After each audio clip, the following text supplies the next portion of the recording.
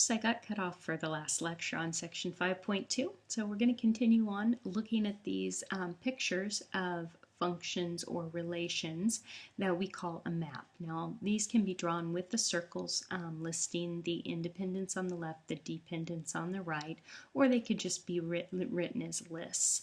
And then there's lines going to the from the independents to the dependents, showing how they link up. And on the left hand side we see here that we have 2s, 3s, and 5s. Now when we show a map or a list like this, what we're looking for is more than one line coming out from an X to show us that an X, an independent, is going to more than one. So this X, this 2, only goes to 15. This 3, it only goes to 15, and this 5 only goes to 15. So this is a function. Now some of the confusion can lie in that both the 2 and the 3 go to this 15. Hey, that's okay. We're not concerned about that happening at all. So because the x's only go to one y, that's okay. Now over here on the right hand side, this side is not a function. 2 goes to 5, 2 goes to 6, and 2 goes to 7. Sometimes it's easier for you to write these out. So on the right hand or on the left hand side up there, on the left hand side I would have 2, 15 as an ordered pair. Then I would have 3, 15 as an ordered pair. And then I would have 5, 25 as an ordered pair. And when you see the ordered pairs like that, you see x's are all unique, and that's what makes this one a function. And I write that function as that kind of notation, which you'll see why in just a brief moment. And then the one over here on the right, what I see is I see the 2 going to a 5, and I see a 2 going to a 6, and a 2 going to a 7. And when I write out those ordered pairs, now it's more clear. Oh, look, the x's are all repeated, and so this one is not a function. And so that might help give you a little bit of clarity when you're given something that looks like this as a map. Now the next one here, we have pictures, right?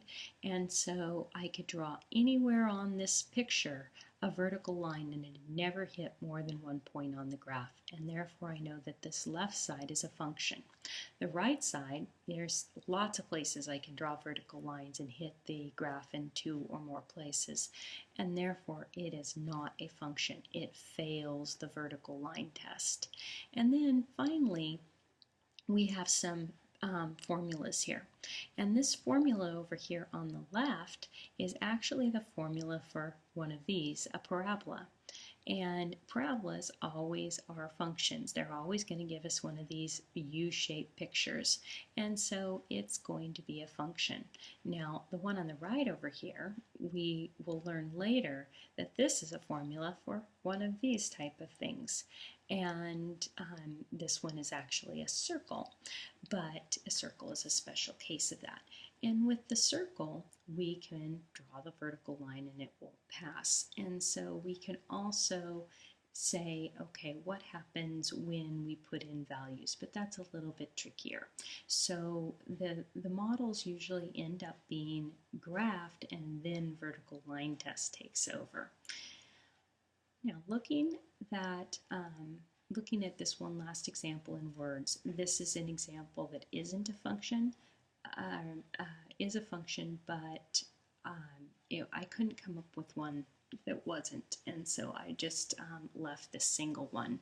So this is a function. A patient experiencing rapid heart rate is administered a drug which causes the patient's heart rate to plunge dramatically, and as the drug wears off, the patient's heart rate begins to slowly rise.